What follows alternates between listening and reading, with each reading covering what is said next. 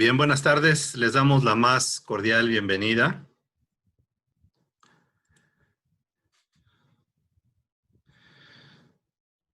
El día de hoy nos complacemos en compartirles en esta alianza estratégica que tenemos de Sea Consulting con SEAS México, la conferencia de personas con limitaciones de movilidad en emergencias. Para este efecto, contamos con nuestro amigo, socio y colega, el ingeniero David Chong, que es ingeniero en comunicaciones y electrónica por parte del Instituto Politécnico Nacional, es secretario general de SEAS México, es experto en diversos temas de innovación, conferencista y capacitador a nivel nacional. Y bueno, tiene una amplia experiencia en los sistemas de seguridad. Él finalmente puede atenderlos también con respecto a algún servicio en específico que tengan. Más al rato vamos a detallar en eso. Bien, ya saben, si estamos en home office, puede ser que hay la posibilidad de ocurrencia de un sismo, hay la posibilidad de ocurrencia de un ataque. Sigan los protocolos establecidos en su lugar. Ubíquense en un lugar cómodo, bien iluminado, ventilado. Manténganse hidratados, atentos. Podrían comer una fruta, así su mente y su energía estarán en sintonía. Asegúrense de tener su micrófono en silencio y su cámara apagada durante toda la conferencia para que no se sature la red. Y pidan la palabra mediante el chat, pueden levantar la manita o escribir en el chat al final de la conferencia si tienen alguna duda. Si al final no quieren esperar y quieren preguntar, pueden preguntar y en cuanto el ingeniero David nos dé el tiempo, la pregunta se puede leer. Bien, a los participantes de esta conferencia, pues bueno, estamos ya con una nueva modalidad por seguridad. Les estamos solicitando preregistro por seguridad de ustedes mismos. En la invitación que les hicimos llegar están el procedimiento para el preregistro, ¿sí? Y la gente que se preregistre va a tener su reconocimiento. Ya entregamos el 90% de los reconocimientos. Hay todavía personas por ahí que hacen falta de entregar. No se desesperen. Gracias por su paciencia. Lo tendrán en breve. Bien. Pues nuevamente les recordamos que somos una alianza de consultores donde nuestros servicios están enfocados a temas de calidad, competitividad, salud, seguridad y medio ambiente y estamos a sus órdenes.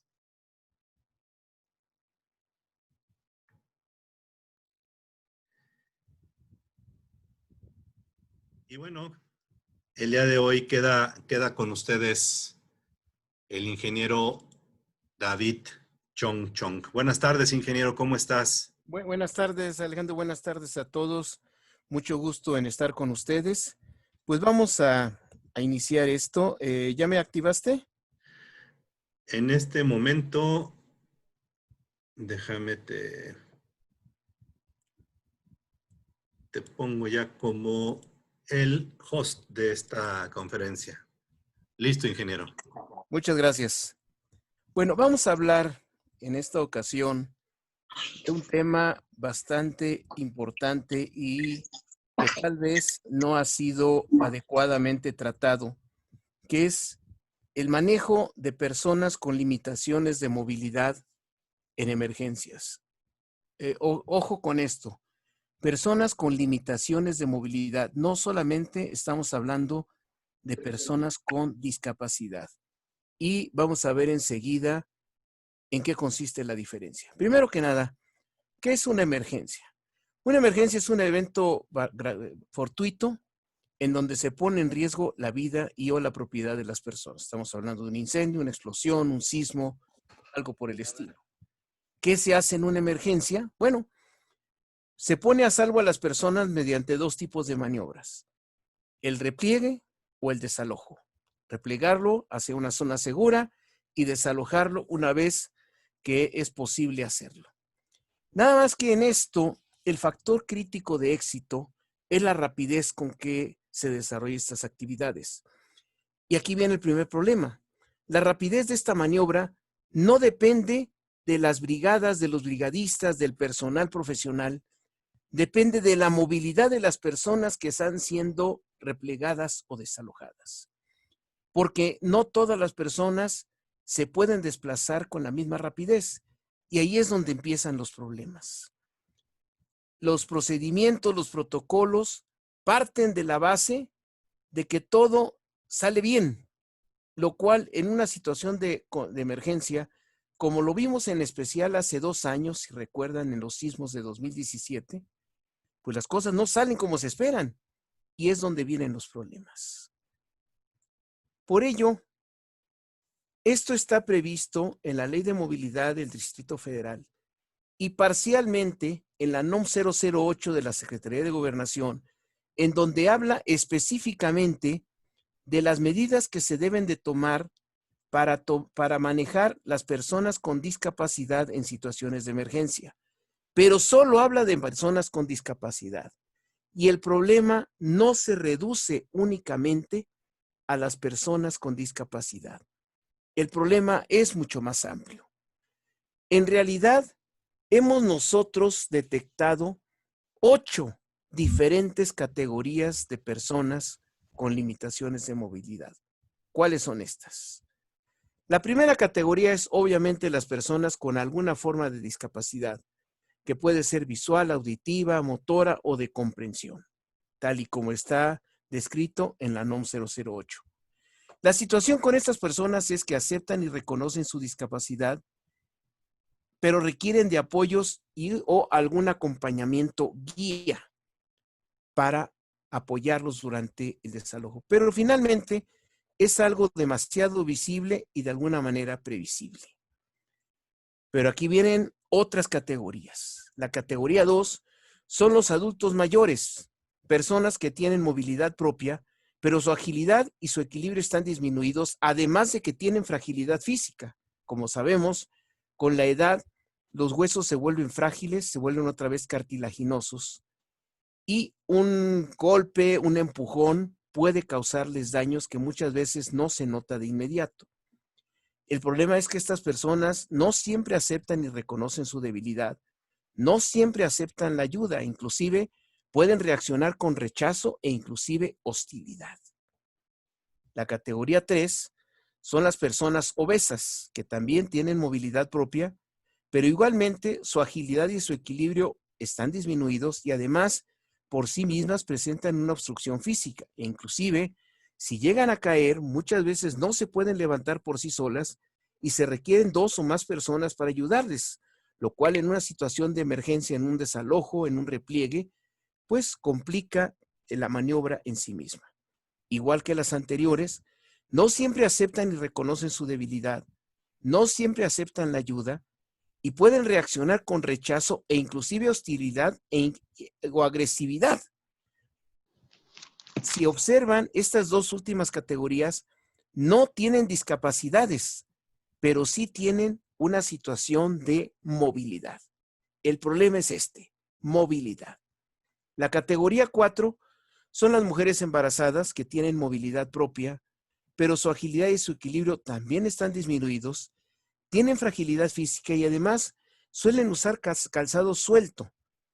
Afortunadamente, estas personas aceptan y reconocen su debilidad, aceptan la ayuda, pero por sus mismos desequilibrios hormonales es posible que sufran alteraciones emocionales y sean incapaces de seguir instrucciones o de entender las instrucciones en un desarrollo. Ojo, no significa esto que lo hagan a propósito. Es una cuestión totalmente accidental y natural. Por favor, no se vayan a reír de la siguiente. La categoría 5 son personas con calzado entorpecedor de la movilidad. Básicamente, tacones y calzado suelto. Agilidad propia, movilidad propia, pero agilidad disminuida y ese calzado suelto. No se percatan de que eso es una debilidad y hay riesgo de daños en los pies. El ejemplo más claro de esto lo tuvimos en los sismos de 2017, si recuerdan. Ese día anunciaron que había un simulacro y pues la mayoría de las damas llegó con zapatos cómodos preparados para el simulacro. Por eso el simulacro salió perfectamente bien. No hubo problemas. Pasa el simulacro, se ponen sus tacones y cuando viene el temblor real, que viene la evacuación real, hubo muchas personas que sufrieron luxaciones e inclusive fracturas de tobillos, porque al tratar de evacuar con ese calzado entorpecedor de la movilidad, obviamente su movilidad fue cuestionable. Inclusive hubo gente que fue arrollada en las escaleras. Si recuerdan ustedes, la mayoría de las rutas de evacuación pasan por escaleras que tienen una superficie de rejilla y ahí se atoraron muchos zapatos. Categoría 6. Personas con infantes transportados en brazos. El mismo hecho de traer el infante ya causa un desequilibrio.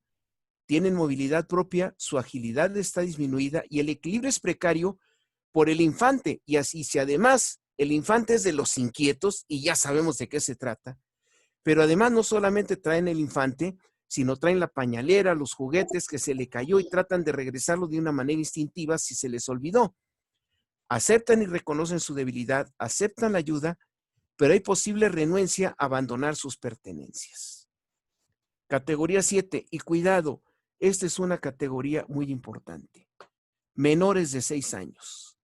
Los menores de 6 años tienen movilidad propia, pero su agilidad y su equilibrio son disminuidos y además tienen fragilidad física.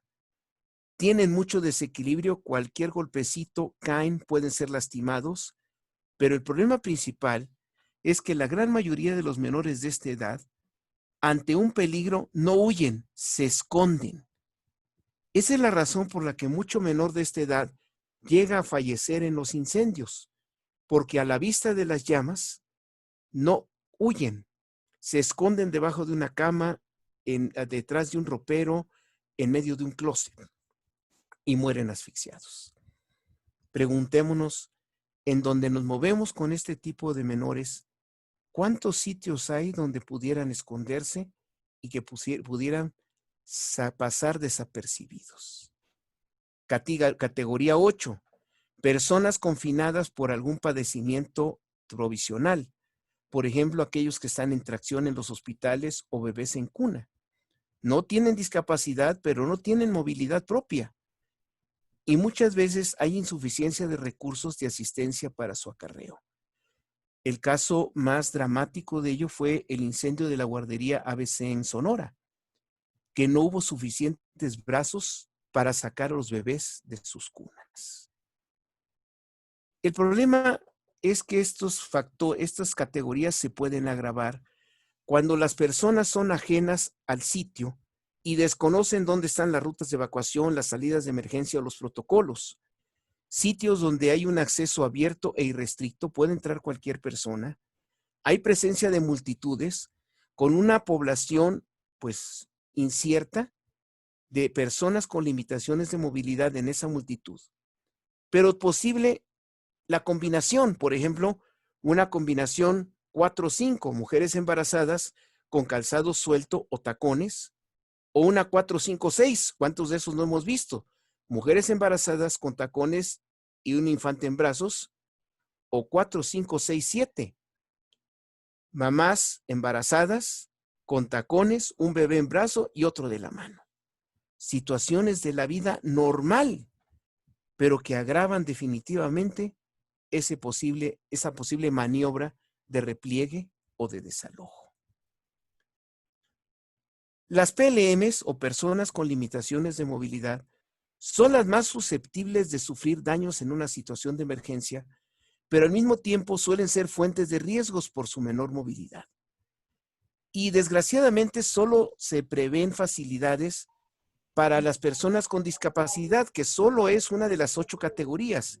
Y sin embargo, se puede decir que en general todas las categorías requieren alguna forma de atención especial. ¿Qué hacer ante esta situación? Bueno, hay 2 tipos de medidas. preventivas y operativas. Y esto muchas veces recae en aquellas personas responsables de la seguridad de las instalaciones. ¿Qué es lo que tienen que hacer esas personas? Primero que nada, como medida preventiva, detectar. Tenemos PLMs dentro de la instalación. Es lo más importante. Segundo, identificar qué tipo de PLMs tengo dentro de la instalación, porque cada una de las categorías de PLMs necesitará un tratamiento diferente. Tercero, contarlos. ¿De qué tamaño es mi problema de PLMs dentro de la instalación? Y por último, ubicarlos. ¿En dónde se encuentran esos PLMs? ¿Son propios, son ajenos? Pues para reaccionar lo más rápido posible y saber a dónde tengo que acudir por ellos y de dónde los tengo que evacuar. ¿Por qué? Porque necesito saber en dónde está la ruta de evacuación y la salida de emergencia más adecuadas para el tipo de limitaciones de movilidad que presente cada persona. Por su parte, como medidas operativas, ante la situación de desalojo o de repliegue, ¿qué tenemos que hacer? Primero que nada, escudarlas, porque tienen mejor movilidad y pueden ser arrolladas por las personas que se mueven con una movilidad, digamos, normal. Si es posible, replegarlas fuera de los espacios de maniobra de aquellos que tienen una mayor rapidez. Acompañarlas, no es nada más decirles síganse por aquí, porque requieren algún tipo eventual de apoyo físico. Si perdieron el bastón, perdieron las muletas, se atoró la silla de ruedas o simplemente se tropiezan y caen, requieren apoyo físico. ¿Cómo podríamos ver esta maniobra? Más o menos así. Supongamos que tenemos una situación de evacuación en este sentido, como se lo muestra la flecha. Lo primero que tenemos que hacer es hacer una formación de protección en forma de cuña.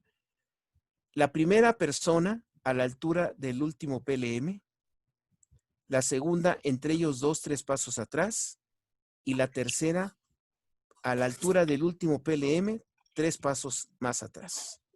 Si observan, ¿qué logramos con esta formación de cuña pegados a una pared? Primero, replegarlos. Segundo, escudarlos. ¿Por qué escudarlos?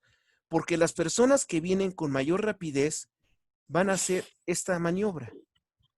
Van a ser desviadas y estamos protegiendo a las PLMs.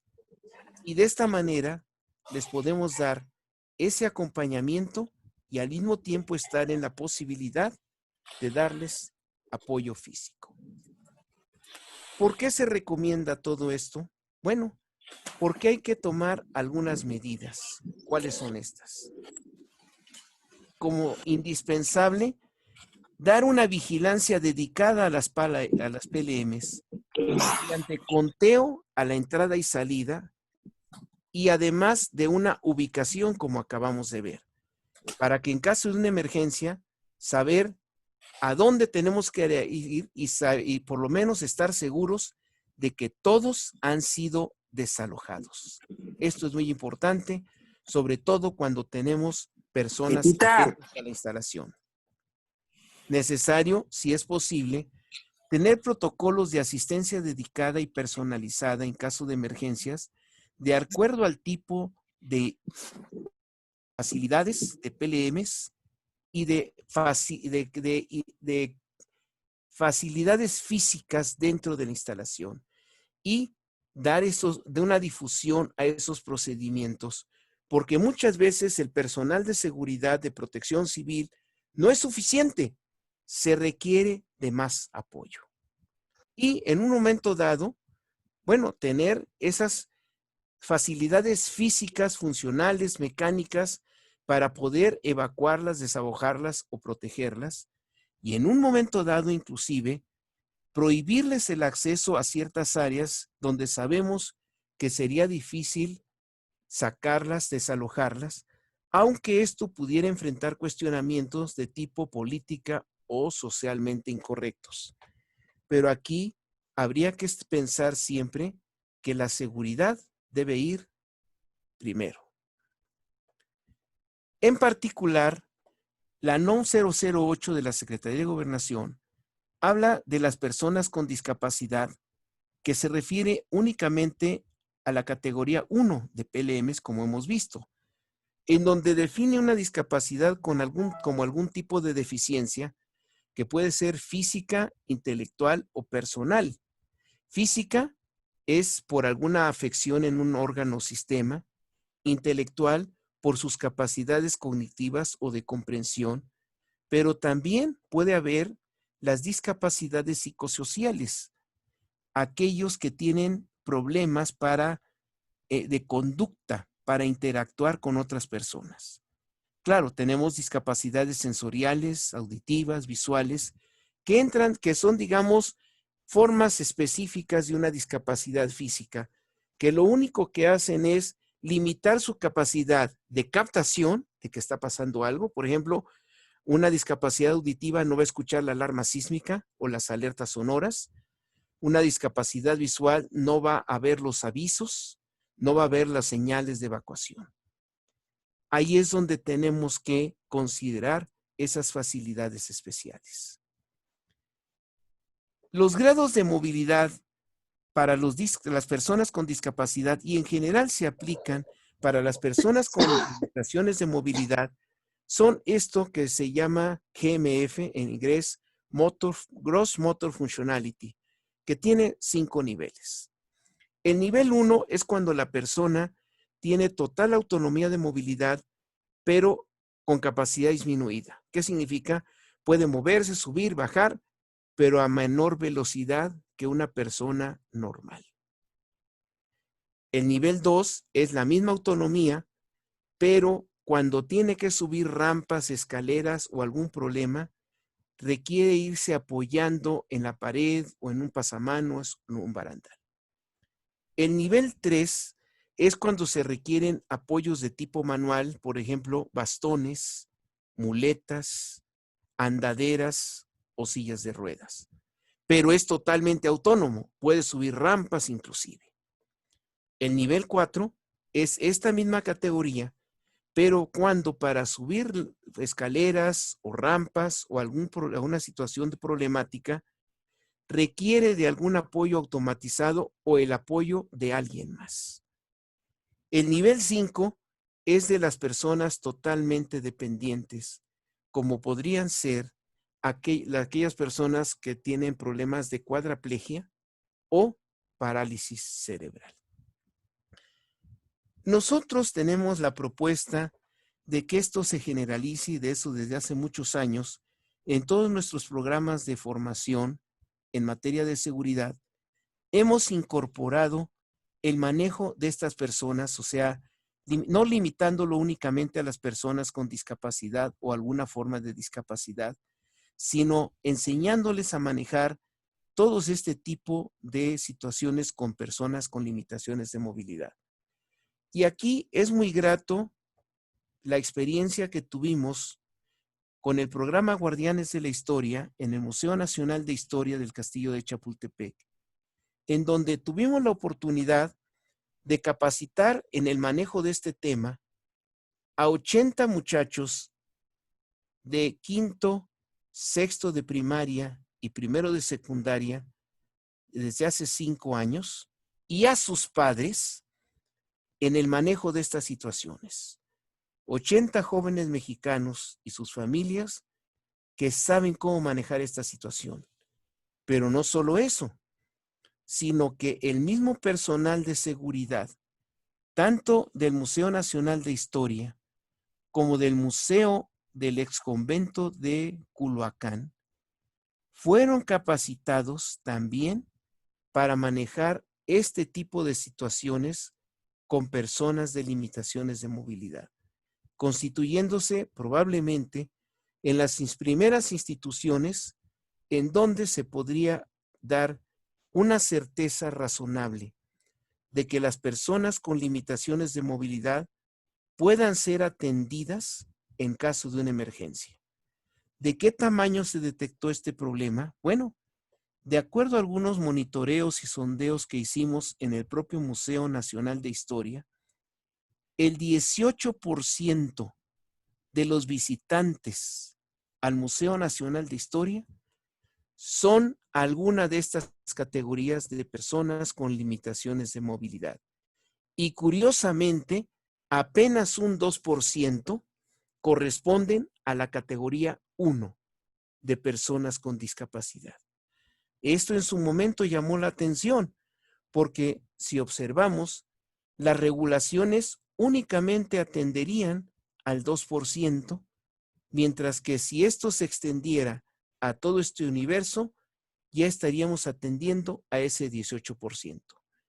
Cabe destacar que este 18% de visitantes, de personas con limitaciones de movilidad al Museo Nacional de Historia es, a pesar de que el acceso al museo es por una rampa de 20 grados de inclinación que tiene una longitud de aproximadamente 850 metros. ¿Qué significa? Que no es fácil para una persona con discapacidad o en general con limitaciones de movilidad llegar al museo y sin embargo, un 18% de los visitantes corresponden a esta categoría. Imaginemos cuál será el porcentaje de personas con limitaciones de movilidad que podemos encontrar en cualquier otro tipo de instalación. Bueno, pues esto es muy rápidamente de qué se trata. Insisto, este es un concepto, es una propuesta que hemos venido manejando con un éxito razonablemente aceptable, pero muy reducido, y que esperamos que en algún momento esto pueda generalizarse a todo tipo de instalaciones. Bueno, pues muchas gracias y pues hay que recordar que sí, esto es nuevo, tal vez, esto es un enfoque diferente, pero hay que recordar esta frase de Sir Francis Bacon, que el que no aplique nuevos remedios debe esperar nuevos males, porque el tiempo siempre será el máximo innovador. Pues muchas gracias y estoy a sus órdenes. Gracias, ingeniero. Muy interesante el tema. Quien tenga preguntas, por favor.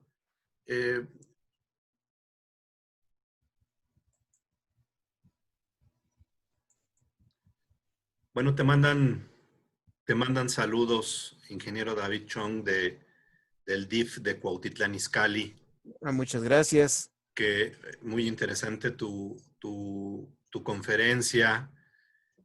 Preguntan si estas capacitaciones se las podemos hacer llegar y compartir a la gente del DIF de Cuautitlán Izcalli. Sí, por supuesto, de eso se trata. Nuestra intención es capacitar a la mayor cantidad de gente posible en este tema. Creo, para nosotros es muy obvia la necesidad, sobre todo cuando estamos hablando de instituciones en donde se atiende a multitud de personas, en especial en este tipo de categorías. Muy bien, gracias. No sé si dentro de los participantes hay gente del Museo Nacional de Historia. Que levanten la mano, por favor, o enciendan su micrófono si hay alguien del Museo Nacional de Historia Castillo de Chapultepec, de la Ciudad de México.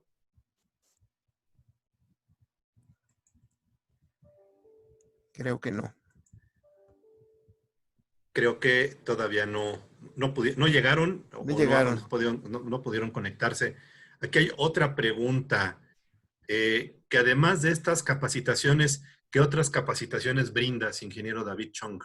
Bueno, en general nosotros capacitamos en todas las ramas de la seguridad, desde guardias de seguridad, monitoreo de sistemas de vigilancia, mandos de seguridad, directivos y dueños de empresas de seguridad, funcionarios de organizaciones, pero también tenemos programas para civiles para autoprotección personal, alianzas vecinales para la inseguridad.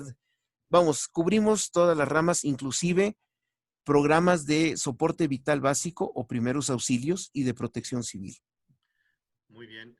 Te preguntan si esta capacitación, como lo acabas de mencionar, la tienes con ese alcance para todos los niveles, o es únicamente para nivel operativo. No, no, no, es afirmativo. De hecho, lo hemos dado así a personas civiles, como les habíamos comentado, a 80 muchachos y sus padres que lo han entendido.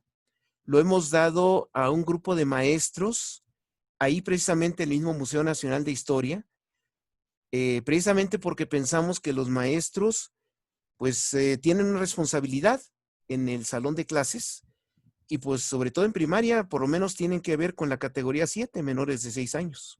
Muy bien, perfecto.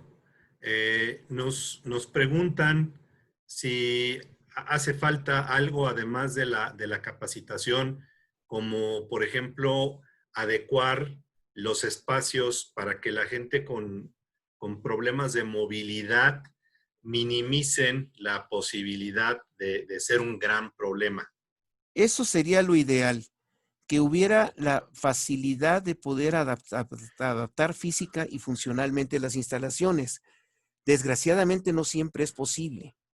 Por ello, aquí la capacitación es precisamente orientada a si puedo adaptarlo, qué bueno, y si no puedo adaptarlo, de cualquier manera, establecer procedimientos y protocolos para con lo que haya y como sea posible, poder poner a salvo a este tipo de personas. Muy bien. Nos están preguntando también, bueno, te dan las gracias, Priscila, muy importante su capacitación, gracias por compartir. Dice que ella es maestra y siempre es importante saber qué hacer. También están preguntando si las personas que asistieron a esta conferencia cuentan con algún tipo de descuento en caso de contratar alguno de tus servicios. Sí, por supuesto, con la constancia que se les da, nada más se reportan y obviamente tendrán una muy buena consideración de costos. Perfecto. Bueno, ya lo saben, el ingeniero David tiene una gama muy importante de servicios.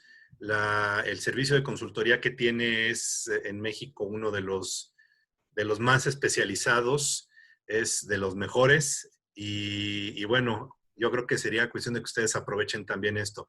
Aquí hay otra pregunta. Además del castillo de Chapultepec y del otro museo que mencionaste, si tienes el plan de llevar a cabo otra capacitación con este tema. Bueno, sí, nosotros ahorita estamos precisamente por capacitar, estamos implementando un programa que se llama Maestro Seguro, Escuela Segura, con los maestros del Sindicato Unificado de Maestros y Académicos del Estado de México. Muy bien. Estamos en el proceso con ellos. Precisamente este fin de semana concluimos con ellos el segmento de soporte vital básico. O sea, los maestros de ese sindicato, todos, están capacitándose para dar primeros auxilios en salón de clases y obviamente fuera del salón de clases. Y el segundo segmento de este programa es la parte de protección civil, en donde se incluye precisamente este tema del manejo de personas con limitaciones de movilidad en emergencias.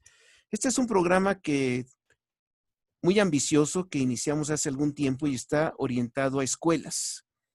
Desgraciadamente, pues no todas las escuelas han estado conscientes de ello. Un primer grupo de maestros en el castillo de Chapultepec ya se capacitó y ahorita pues todo un sindicato están iniciando este programa y planean extenderlo a toda su cobertura del Estado de México. Muy bien. Pero estamos hablando de escuelas públicas. Muy bien. Mira, te hacen otra pregunta, ingeniero, aquí.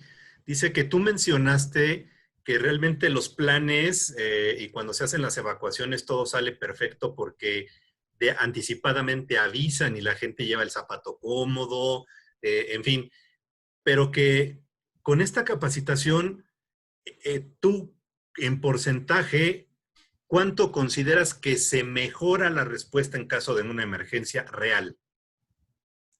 Bueno, sería irresponsable de mi parte hablar de porcentajes porque, miren, la seguridad es algo dinámico y heterogéneo.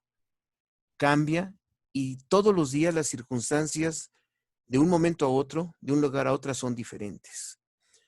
En seguridad, jamás vamos a tener certeza absoluta, jamás. A lo más que podemos aspirar es a reducir la incertidumbre, a estar lo mejor preparados que podamos.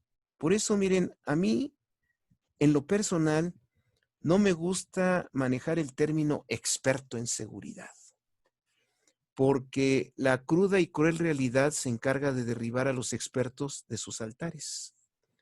Y la mejor prueba de ello fue el 11 de septiembre de 2001, que a los mejores expertos del mundo se les cayeron las torres. Yo creo mejor enfocarlo a estar lo mejor preparados posible para cualquier circunstancia que se nos pueda presentar, porque siempre serán diferentes. Muy bien. Ingeniero, que si tienes, que si tus servicios los puedes también brindar en Paraguay.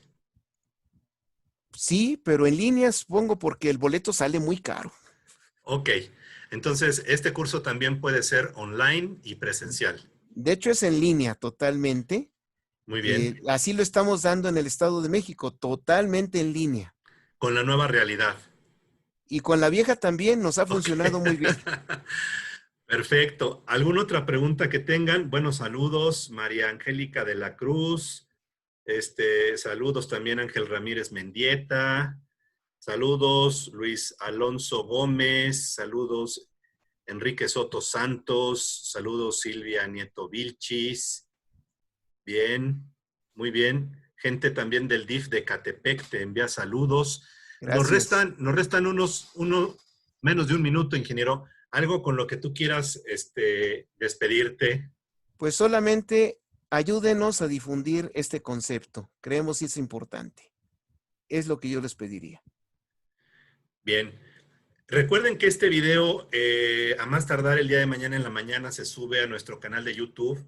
Por favor, compártanlo con sus organizaciones, compártanlo con sus amigos, compártanlo con su familia. Es de mucha utilidad y uno nunca sabe en qué momento va a estar en este escenario donde va a tener que actuar con personas con limitaciones de movilidad. ¿Correcto, ingeniero? Así es. Muchas gracias a todos. Que tengan buena tarde. Gracias por acompañarnos. Cuídense mucho. Hasta luego.